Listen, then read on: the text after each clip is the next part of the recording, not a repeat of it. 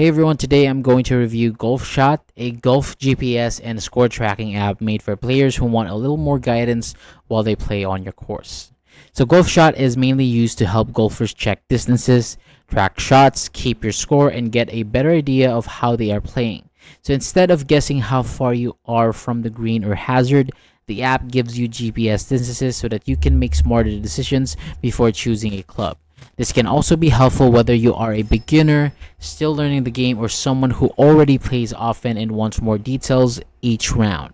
Inside the app, you can view course maps, check yardages to the front, center, and back of the green, track your score, and see basic stats from your round. So some features may depend on the plan that you're using, but overall the app gives you a cleaner way to organize your golf game in one place. It can also work with smart watches, which is useful because you do not always have to pull out your phone while playing.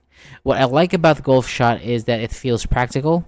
The layout is made for real use on the course, and the features are focused on things golfers actually need, like distance, scoring, and tracking progress. It is not just about looking nice, it is also helping you understand your round better.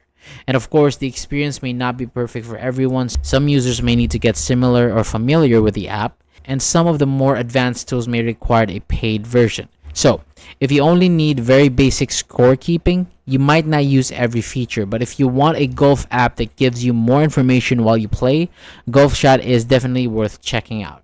And overall, Golfshot is a solid golf app for players who want GPS distances, score tracking, course information, and helpful performance details in one app.